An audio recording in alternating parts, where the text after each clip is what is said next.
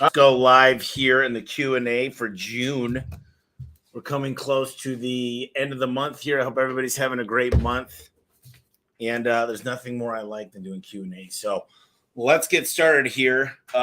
Number one, if you haven't heard of my book, I don't know what to say, but it's called The Home Service Millionaire. Go to homeservicemillionaire.com/podcast. And then I have a course, the Home Service Millionaire course. You can buy it at course.homeservicemillionaire.com. And if you haven't joined our free Facebook group, go to Facebook and look for Home Service Expert Group. And I also recommend, if you are a garage door guy, go to Garage Door Freedom. There's a free page and then there's a membership page. So go to the free page. You'll see that we're going to be posting lots more content. So I've got a lot of questions here. I'm going to go through what is new here at A1. Let's go through a few things. Home Service Freedom is the mothership to Garage Door Freedom, and that's growing dramatically. Vertical Track's going to be October 12th through the 14th. We had everything from window washing, power washing. We had over 300 companies. It was absolutely mind-blowing what people took from it. I ended up getting 40 testimonials. People call me back. They said their technicians have never been happier. Their meetings have been more productive. Their CSRs are booking more phone calls. They're able to recruit more. They're understanding a new level of what their CRMs can do. So I'm pretty excited just because these events are going to get better and better. I want to get the next one into a really big situation where hopefully we're at like 1,000 people. It's going to be in Phoenix. It's going to actually be in Chandler. It's a really affordable hotel. It's called Wild Horse Pass in Chandler, October 12th through the 14th. It's going to be a game changer. I promise you guys. Going to be opening up the doors here at A1, showing you our training center, all the new technology we're building. Just understand really what's going on with the company. And Garage Door Freedom is amazing. Some of the stuff, some of the breakthroughs that people are having. So let's go through and answer some questions. Good afternoon, everybody. I got some people on here. I'm an electrical contractor from Los Angeles, California. I started hiring around the things that are pulling me away from focusing on the business. Yeah, if I could talk to any business owner, the first thing I say is, what's eating your time? Let's go there first. Really try to find someone good for an assistant. It's interesting. I just got done working out about 45 minutes ago. And my trainer said, there's a thing called Be Organized with 2 E's, BEE organized.com. We're hiring them for the house. I might even get them here at A1, but we're going to hire them just getting ready in the morning, the way you do your laundry. There's a great book called 2-Second Lean, and he talks about how he mixes the salt and pepper so he doesn't need to use 2 shakers. Now, that's a little overboard, but I will say anything you can do to become more efficient. And efficiency is something we talk about a lot, becoming more efficient with your time. We've got an interview with a full-time chef tomorrow to help at the house and here at A1. So I'd love them to be able to cook here as well as the house, and I'll prepare meals, really set us up correct. Time is starting to become, time is money. And how much time do you have to do the BS? So you're absolutely right. Let's see here.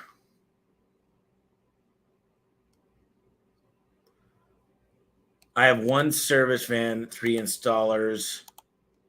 What are other strategies I can do besides marketing through different platforms online? BNI groups, Business Network International. There's a lot of things online. We just started with these flyers right here, Garage Door Problem flyers. They're like 40 cents, something like that, and they've got a really good ROI, actually better than pay-per-click. So these are some of the flyers. This one is 520, so Tucson. This one's 505, so Albuquerque. You can see right there where it says Albuquerque versus Sarah Vista. So pretty cool thing. It's right on brand. It's important to be on brand. Mike Strange had a question. I'm new into our pressure washing business and think I've hired an ops manager soon. Too soon. Should I rather have an office manager and build out there? So you think you've hired an operational manager before the office manager? Yeah, when you're smaller, I do think the office manager making sure the small things are getting done, like ordering uniforms, making sure that the license plate and the licensing is correct.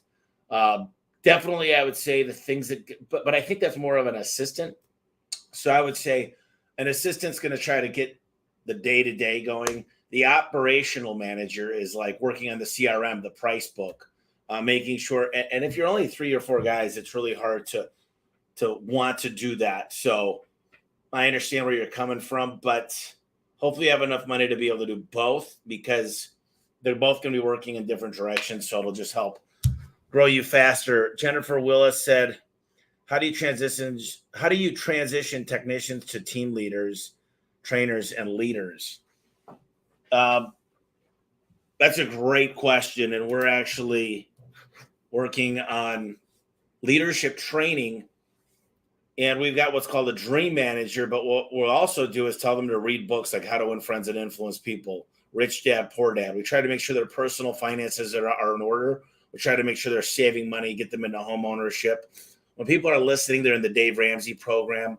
They're actually learning. They're mentoring. They do great ride-alongs. They're patient. They follow the manual. They understand why the checklist exists. Those are some of the things that you could tell when they come to you and they ask you for more. They're usually smiling. They've got a great attitude. You hire for attitude. You train on the job. So really what happens is at the size I've been now that they've actually come and asked for it. But there's certain things you could do in the interview process to help qualify those things. As simple as, I was on the, I guess it was called the honor roll team. Not honor roll, but I don't even remember. I was vice president of our class in high school. There were some attributes that would definitely point towards leadership for a lot of the people that I've seen and brought on for leadership. And some of it might just be some stuff they did in high school. Were they the captain of their team? Let's see.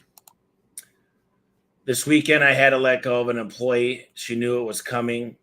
She's a family friend. It was tough, but a huge relief. Experienced that. Oh man, it's the worst thing in the world. It's almost like getting a divorce when you have to get rid of somebody like that. It's so hard, but it needs to be done. It's not fair to the rest of the people. So, fortunately, I've been able to guard myself in the last 10 years from having to do much of that. But yeah, I mean, it gets tough and there's tough decisions that need to be made. But these tough decisions are what kind of build us into leadership. And I think the best thing I've ever learned was try to get people to present to me. And I use a form. I'll show you guys the form I've been able to use. Let me just share my screen. You guys have seen me put this out there before, but this form right here. Well, let's see. It's kind of hard to see it. I'll see if I can blow this up for you guys. File, view. So this form, it says, who did you spend time with this week? Or significant activities, observations, insights, or ideas.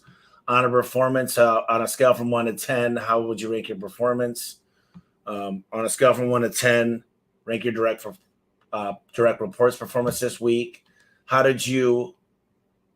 core values did you exercise well this week? What did you do this week? What did you do well this week? What can you improve upon next week?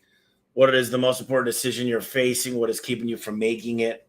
What help or direction do you need? What key activities or priorities are you focused on next week? The reason why I think that this is so important is because when they start learning to have one-on-ones with you and actually they get with you guys to present well.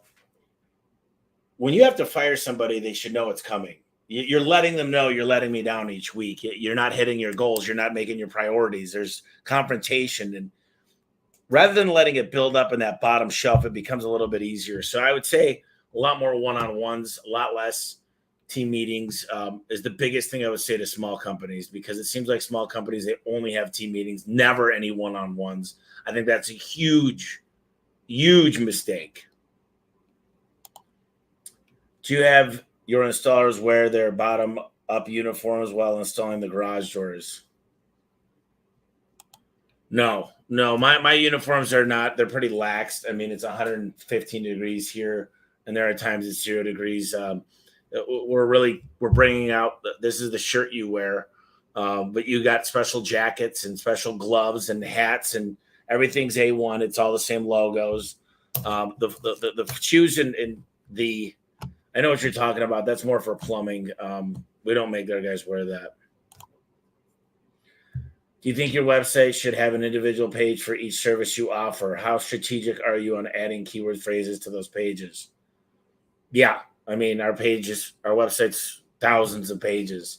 Absolutely, you should have pages for. You should actually use Google Analytics, find out what people are searching, and have dedicated pages, even city pages for that matter. For that, I mean, SEO is the world. It's where people go when they need something. So to not be listed there and to not have link building and content creation being done is absolutely crazy to me to not do it.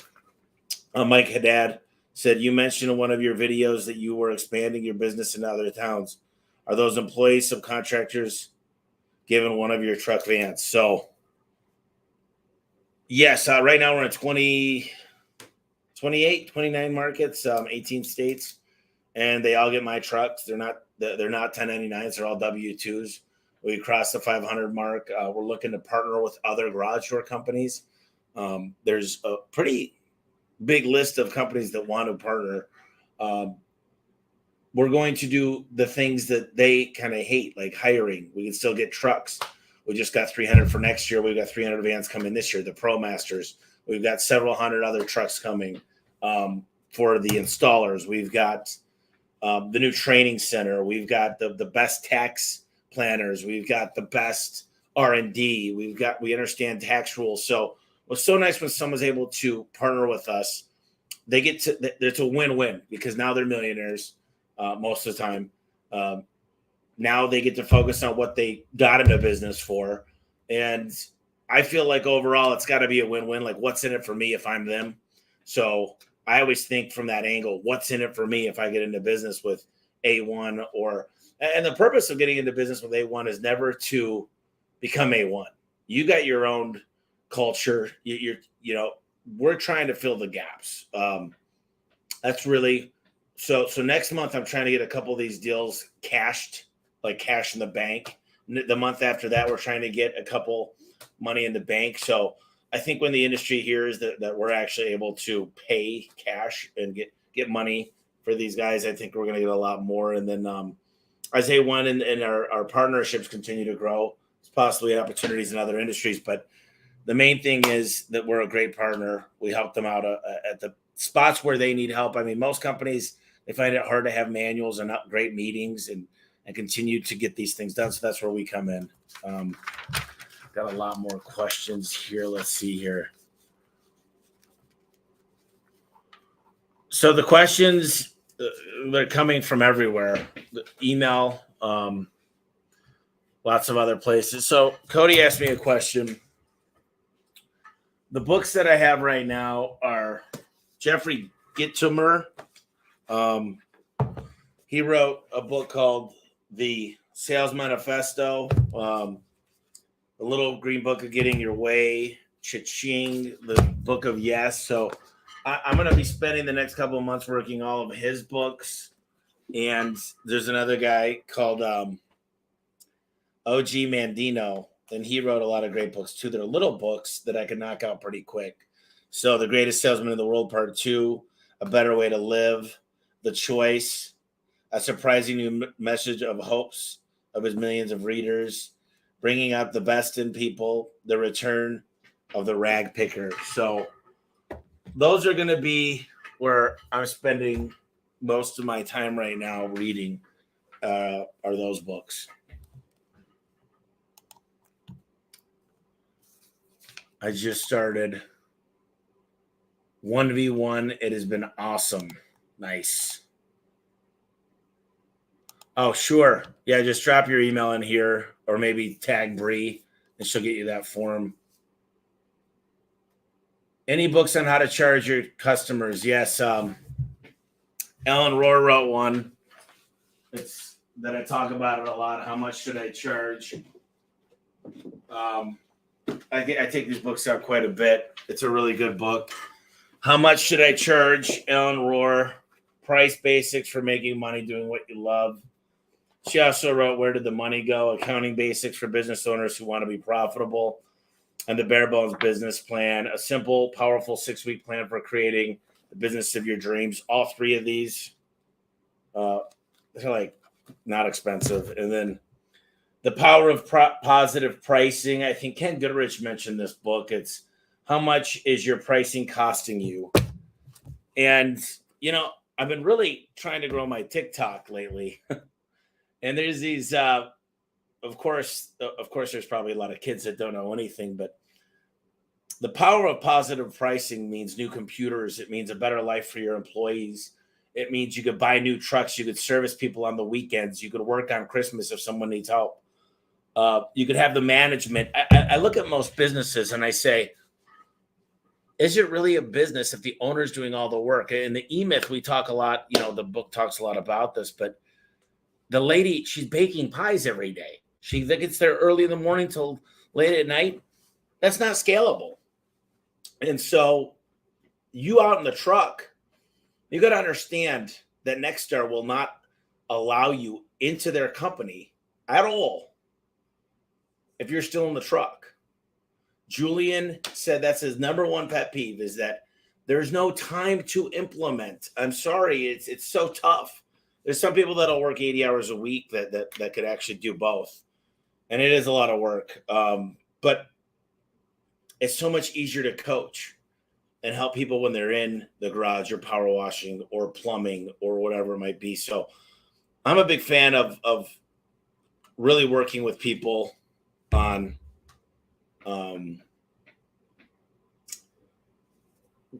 not being in the moment of the work. And it's hard to get out of that. So, yep. What do you look for when looking for a CFO or a controller? I've been struggling for a bit in this area. Well, there's a lot of questions I look for. A controller, there's a great book called How to Double Your Business in 6 Months or Less. And I'd recommend that they read the book and they tell you what their thoughts are by Bob Pfeiffer.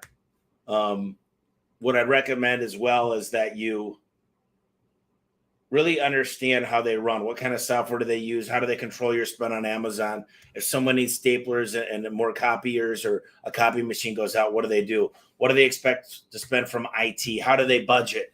Love to know how, for a controller and a CFO, how they build a budget. Let me see a budget you prepared in the past. You could, kind of scrub out things you can't let me see because of disclosure agreements and whatnot. But ultimately, what you're looking for is someone that can conserve money.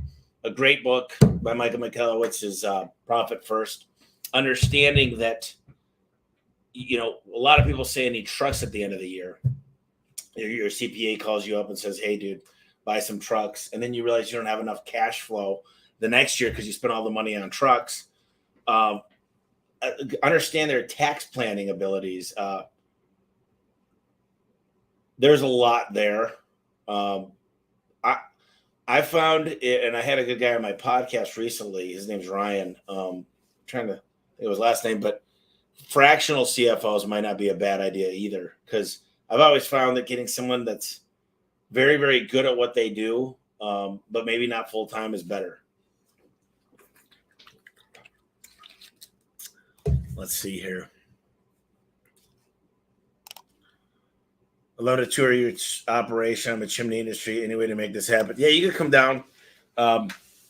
We've got a pretty nice facility here. We just bought the building next door. We've got here. We do tour the facility if you want to come for vertical track in October when it actually cools down a little bit. It's one of the main things we do is we tour the facility. I've got guys working. You'll actually get to meet the trainers, see how they're training, the recruiters. We've got lots of recruiters, lots of full-time trainers. The company is growing, and it's only going to get bigger. We've got a traveling trainer team now. And it's so much fun because it's starting to just build on its own organically. Like, it's not as much me or Adam doing the work anymore. There's so many meetings going on, and there's so many things getting done. I feel like this company is it's ready to bust open, and I feel like it already has, but it's something different now. It's crazy to see it, and it's crazy to see even how the different locations look now and how great it's getting. How do you negotiate lease to own service vans so you can put shelves and wrap them as well? How can you negotiate leases? Well, I lease to own. I use Enterprise is one of the companies I use. And we lease to own. So it's a 4 to 5 year lease. We've got some 4 years, some 5 year, where after the lease, you pay them for you get to own them for $5. So basically I own them, but it's a different form of ownership. And if you look at the lease, I really do own them, but that's what I would negotiate is a lease to own for sure. Oh, well, let's see here. Tracy Parrish said, we have a handyman business in Nashville, Tennessee, and I've been looking at hourly pay versus pay by the job. Currently, we pay hourly, and the faster guy complains of not getting their hours. The slow guys always go over. Any thoughts? Well, depending on the business, for a handyman company, it's really hard to just pay by the job because I prefer always pay by the job and have them help come up with the pricing so that they're always making sure that they understand what they're doing. Now, the problem with a handyman is and I love the industry, don't get me wrong. It's just you're a jack of all trades, a master of none. You need to know how to do anything. Bookshelves, drywall, you got to do tile. You got to be able to do some electricity, some plumbing, some, they'll change out these locks, do this, do that. And it's really difficult, I would say, to come up with some type of, I'd probably do a hybrid to say, here's how much money I need to make on this job. I bid the job like this. The way I price would definitely go into the way I pay. So I would need to understand your pay structure, Tracy, but there's no way I'd be losing money. If I was paying part hourly and then part job, I'd want to make sure that I'm making more money on the job by having them move by less hours. So let's just say changing out 5 locks, I charge $200 for $40 a piece. So $40 a piece, I'm paying $20 an hour. I might say if you finish in faster than an hour, I'll give you an extra $5. So it's a tough question until I see the way you pay and the way you quote. Lincoln Nation, we have a CSR and tech manual that are not in depth, and my dispatcher manual doesn't exist. I am the hat wearer, and dispatch is something I need to delegate.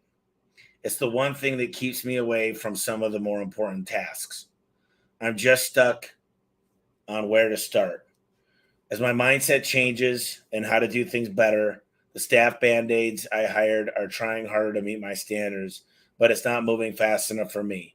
Every day I wake up and think, where is the talent I need at the office? Am I alone? Well, you've heard of this Keep It Simple, Simon. If I take a 10th grader, bring them into the room and they can't understand what their job is, if you're like, well, you got to go to Zillow, then you got to check them on Facebook, then you got to listen to the phone call, then you got to, there's something to be said about a very smart person knows how to put things into easy systems where anybody could do it. At McDonald's, you got to hit a 5-digit code every time you wash your hands because they want to know you wash your hands once every hour.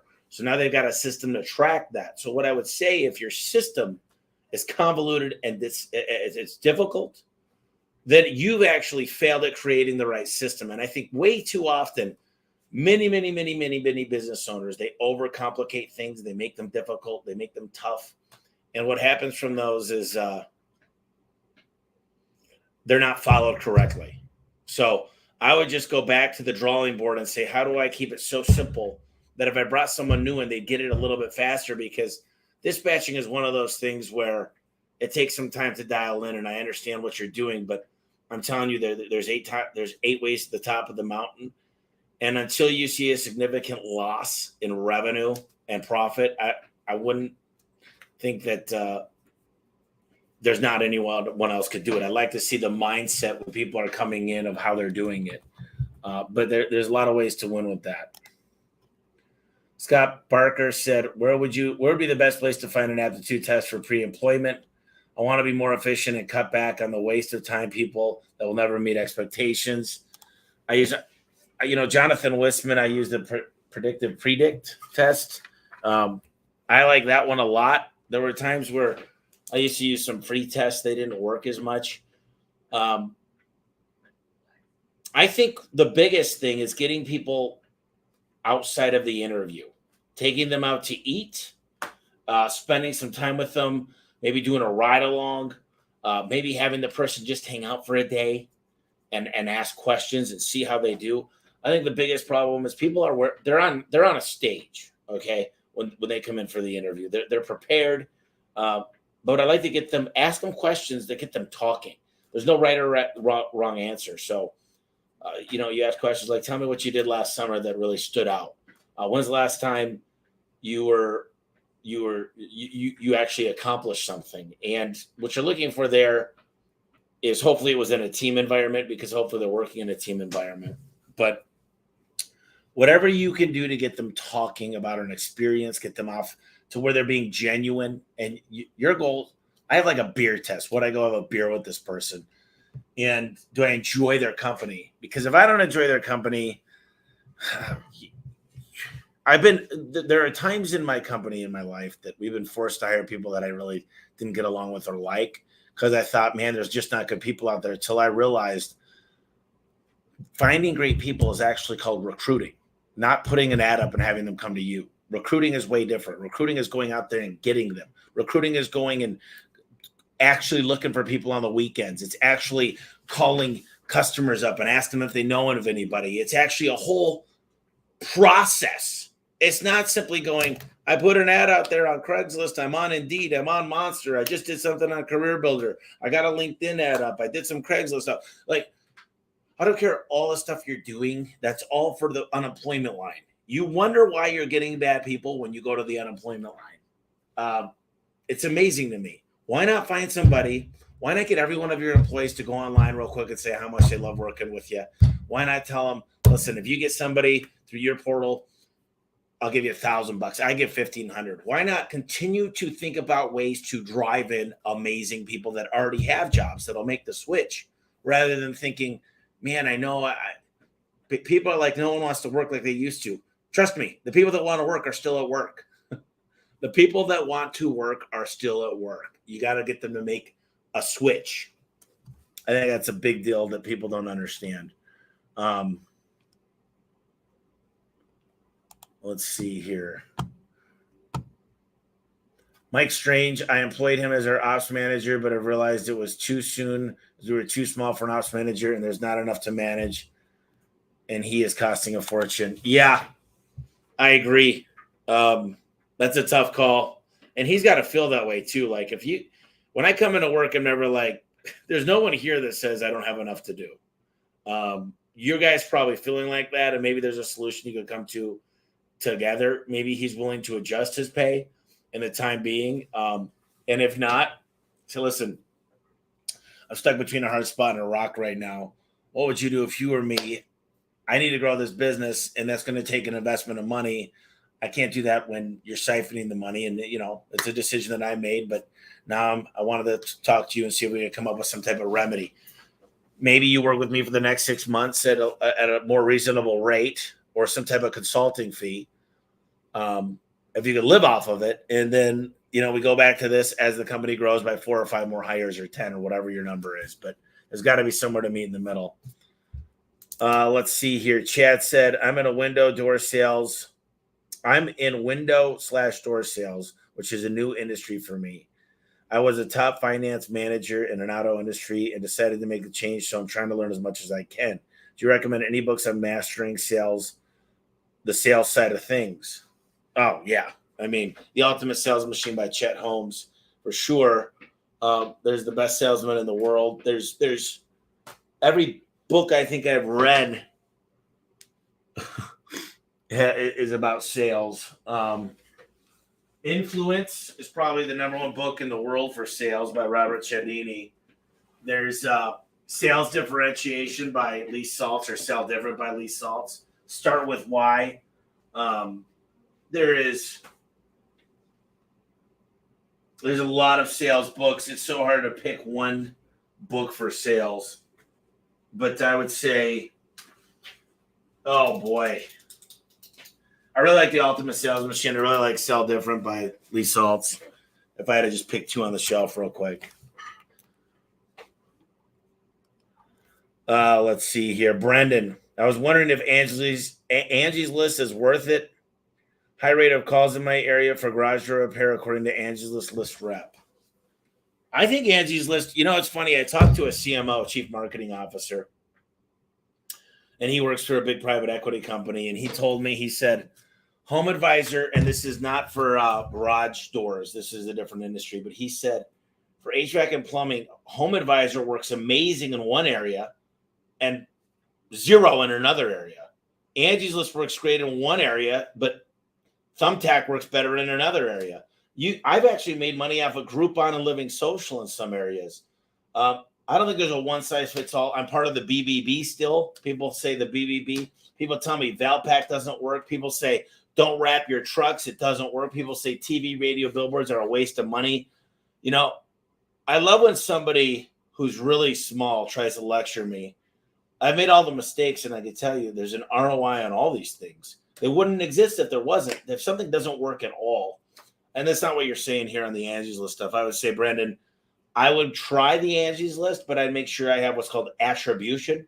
It's understanding where you're getting the lead from.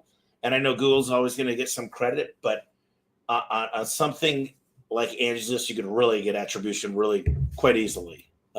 So, Mike, I'd love to come to the UK. Let's figure out a time to get out there. I've never been to England, Scotland, Ireland, anywhere in that whole island. So love to get out there in the next year. Let me know when you're thinking, and I'll come out. I think when it comes to business, I want you guys to just think about some stuff for me for a minute. Driving leads, booking the phone calls, maximizing the phone calls. It's quite simple. I'll go through the 5 basic things that I always do. How much money do you want to make this year? And come up with a realistic number that you could actually budget out to make. So just put something that says budgeted revenue. And I want you to guys write this down for me. So I'm going to put 151 million. And then I'm going to pull up Service Titan. And this is just some quick math. And I'm going to pull out a calculator right now as well. So search calc on your computer. It'll pop up. So I've got my calculator up. I want to do a little task with you. Right now, my average sale today, average close deal. Now, remember, average close sale is different than every average opportunity. I'll just go average opportunities, 890. Okay, so now watch this. I got to take 151 million. So you do your numbers, 151 million divided by 890. So I need 169,662 calls. So basically 170,000 calls. So then but now this number is going to get bigger. So now I look at conversion rate. I think a blended conversion rate, maybe 75%. So put 75% if that's your conversion rate between service and sales. So I divide that number by 0.75. And now I've got 226,000 calls. Now I got to look at my booking rate. My booking rate is today it's 81. So divide by 0.81 equals 279,280 calls. So now I know exactly how many calls I need. I need 280,000 calls. Now, what I could do is I could increase conversion rate, increase average ticket, or increase my booking rate. Those are the three ways to get this number down. Those are the only three ways to get that number down. But now I just say, what does it cost me to acquire a customer? I'll just choose simple number times $60. So just multiply this times 60. And I've got to spend $16.7 million. 16.756 million. So a little more than 10. So that's about 12% because I wanted 151 million and I got a little about 17 million. So not quite where I want to be. So what I need to do is drive up that average close ticket. If I would have used the other number of average close ticket, you know what? I should have used that because I brought in my conversion rate. So I would have had to use this instead of the 890. I should have used 1162. I know this is confusing you guys, but basically you want to figure out what do I need to get to for revenue? Divide that by your average ticket, divide that by your conversion rate, divide that by your booking rate, and then times that by what it costs you to acquire a customer. And that's how much you spend in marketing. Now, all I know is if I want to go higher, I just need to dump in more money into the machine. Once I've got these numbers, it's like a little funnel. It's a spigot. I just fill more gasoline in when I want more calls. It's a pretty cool little concept, and it works every time. So when I go into a company, what I do is I'll actually sit down and I'll get all these numbers. And what I do is I realize that they don't have accurate numbers. And how are you going to fix something if you can't get the basic numbers out of a CRM? I mean, if you can't figure out the basic numbers in a CRM, then we need to work on some things like call cap. We'll tell you your call booking rate. A lot of people say I'm around this, but they don't know what CSR is booking what. So they don't ever know who to work with. There's a lot of ambiguity in the way people get these numbers. So go back to the drawing board, get these numbers, and then, build manual standard operating procedures, some checklists, and live, die, and breathe by that stuff. And what you'll find is the company has the ability to grow. Now, when I found out a KFC is opening up in less than 24 hours, so there's new KFCs opening up, how good does their stuff need to be? How tight? The difference is between them and a home service company is it's under one roof. So the new store, there's not a whole lot of mistakes that can happen in their, 1,200, 1,500 square feet building. We've got square feet everywhere. I've got hundreds of technicians all over the road. We've got different vehicles. We've got lots of windshields that could get scratched and damaged. We've got brakes that could go off. So the vehicles alone are a lot. Then you've got the background checks and drug tests. And then you've got figuring out where the next recruit's going to come from. And then you've got where are you going to get the computers for everybody? And how do I get marketing working? And what do I do if there's a problem in the economy? And listen, everybody wants to be in business, but no one wants to deal with this stuff. It's a lot easier to just go somewhere and make six figures, do what you're doing, because no one wants these problems. I got lucky.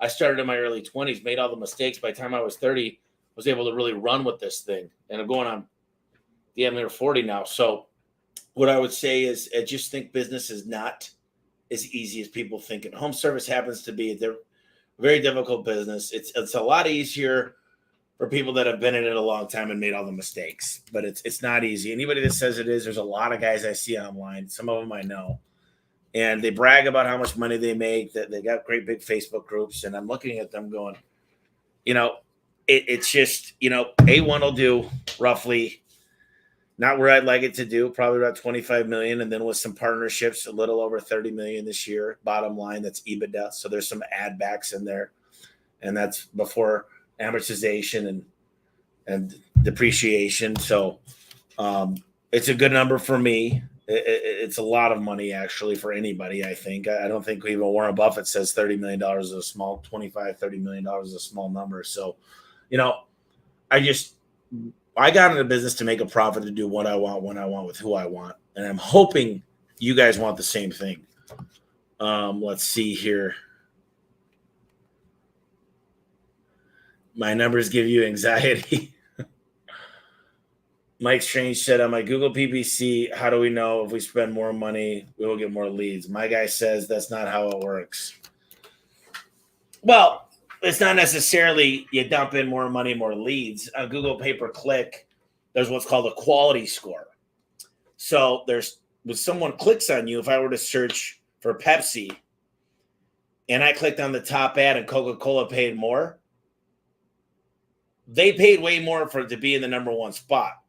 Coke would probably come up number one no matter what. This is a bad example, but Pepsi could have bid way more. Now, I landed on Pepsi, and I don't stay on Pepsi at all. I clicked right off. I didn't see – I wanted Coca-Cola. So, I jumped off the page. I just clicked right off. It's a click-through rate. So the quality score, all of a sudden, that Pepsi campaign goes way down. And then they know that now they've got call tracking numbers, so they know that I got the call. When people find what they want, they stay on the page, number one. Number two, there's not a bounce rate. Number two, they start scrolling through and they start reading stuff. So that's called, and a lot of it has to do with mobile friendly. So quality scores are what matter quite a bit. Now, if I was bidding for pay-per-click and I was looking for a garage door part, I've got my pay-per-click set up to not click on to not be serial numbers or certain things that I know people, because I don't want to sell them a part. I want to sell them a service to install the part. So there's negative keywords too. One of the things I always want to do is always bid on my own keywords, because I'll be the number one quality for my own keywords. Of course, I'm A1 Garage Door Service, so it's way cheaper for me when they search exactly what they're looking for. So Ken Goodrich with Gettle told me one day, as he started doing more TV, radio, billboards, his Google spend started cutting in half. People actually started searching Gettle versus garage door or versus air conditioning repair in Phoenix or Vegas. So I think that it's important to understand quality score, the different negative keywords, how to bid on your own keywords, understanding what click-through rate is, how to put content that people want. And there's all kinds of other things. There's pay-per-click, but now there's a sponsored ad in your Google My Business area, which is freaking pretty cool too. Let's see here.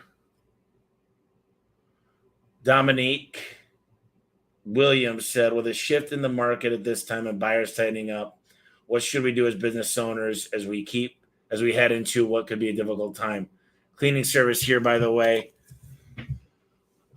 Well, a really smart guy once told me to make an Excel sheet if times get bad. Put down every one of your employees, put what you would rate them 1 out of 10, put the return on investment each one of them give you. And what I would do is I'd have a highlighted area, maybe at the top you highlighted black. Those are your essentials. Those guys and gals aren't going anywhere. The white areas are maybes, and then maybe the yellow at the bottom are ones that are on the fence. Or maybe you go green, yellow, red, whatever you want to do. But I'd really start to understand if and when shit hits the fan, you're prepared. But never live your life or your company in a way. If it turns into a bad economy, it's an opportunity. Trust me. You look around at the millionaires and billionaires in the world. Bad economies are when people get richer. It's when they take market share. A bad economy just means the country makes what's called a GDP. It's just gross domestic product. And there's negative and positive. When we're negative gross domestic, the GDP is negative.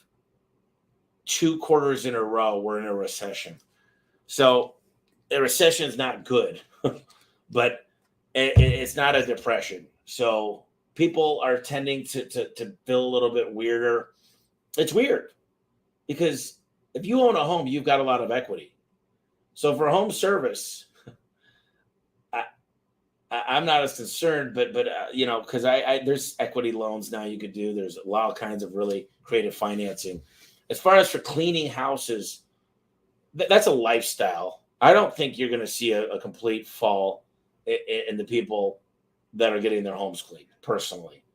I would say that when everybody gets smaller, you got to get leaner. You got to get more efficient. What happens during a bad time is all of a sudden you start cleaning up the garbage. You're not doing the thing when the market's good, everything's good. You're buying lunch every day. People are getting bonuses. You're smiling. You're taking a bowling. You're loving them. Hey, a raise here, a raise here. Then all of a sudden you got to learn how to tighten up.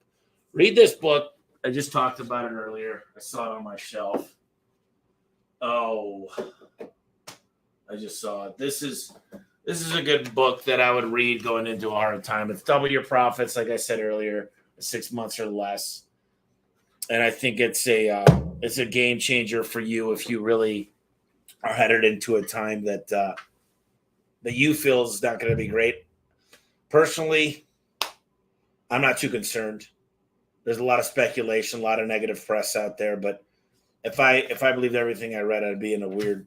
There's no way I'd be where I'm at today. So let's see. So there's not a whole lot more customer or questions here. One of the things I'd really try to figure out too is how to make yourself understand who needs to be hired next. I think that too often we look for people right as we need them. Build out a 6-month org chart if I were you. 6 months to look at what you're going to need to look like and really have goals of what this company needs to grow to in the next 6 months. And live, die, and breathe by those goals. And this will tell you where you need to be spending your time, where you need to be coaching, what you should be doing. Let me see how we're doing this month. So we literally, this is not good for me, but we just tied last year this time. So we just tied last year. We're tied with revenue for the whole month of last June on the 21st. And the day's not over yet, so we'll probably be beating. I would have loved it by the 15th to be beating. That means I'm growing 100%. It's the 21st, so I'm not 100% growth this month. And, so are you monitoring those numbers? Are you looking at those numbers? What are you doing to make sure that you're aggressive on those numbers? So the numbers are going to lead you to live, die, and breathe by. Don't really have anything more for you guys. I would say there's a lot of software we're investing in. Trying to become more efficient in marketing. I'm always learning about marketing and sales, marketing and sales. What is marketing? Marketing is how I'm finding these partnerships. Marketing is how I find my customers. Marketing is my recruiting. Marketing is basically the lifeline of everything. It's the lifeblood. And sales are just, how do I sell someone over the phone? How do I sell a conversion rate? How do I increase the average ticket? So sales and marketing should be the life of what you do. And if you continue to sell out there, you're selling trainers, you're selling recruiters, you're selling people on you in the business. So remember those things, guys. Love the questions. Think long and hard about the next month's questions. If I could do these every day, I would. I actually really, really enjoy them. Mike just asked one more question here. What are the best KPIs as a business owner to keep on top of every month? What are the best KPIs as a business owner to keep on top of every month? So, every business is a little bit different, but you definitely need to know your booking rate, conversion rate, how much it costs you to acquire a customer. Obviously, I look at, because I'm in 29 markets, I can look at P&Ls or income statements, and I can start to look at how much gross profit is a really good one. When I'm developing wages, gross profit seems to be, because gross profit doesn't lie about a lot of things that other numbers do, but you got the ones within the CRM, and then you got the ones within the financial statements. I'm more of a CRM guy myself. I'd say the CFO and the controller, that they're way more on the financial side. But I know that everything that happens within the CRM is going over to there. It's not like what happens in the financials all of a sudden hit the CRM. It's the customers depend on what happens with the financial statements. So I'm going to the earlier, what caused that financial statement? What's my cost of goods in that market versus other markets? So I can look at how is this happening and what kind of, you find these gems when you study numbers. You actually say, what is the most important thing? And as you continue to find these gems, it gets easier and easier and easier because I've got data points that no one else has.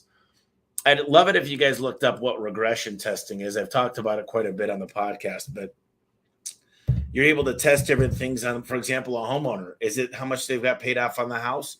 Is it their credit score? Is it how big is their square feet? Is it the male or female? Is it the age? Is it the age of the customer or the home? There's all these things. And when you got a pool as big as ours, you can do a lot of cool stuff. So anyways, I appreciate you guys. A lot of people are on here. I'm getting questions here from YouTube, LinkedIn, Twitter, Facebook. So thank you guys for coming today and hanging out. And I hope you have a fantastic week, fantastic month. Make it a great summer. I'll catch up with you guys later. See you guys.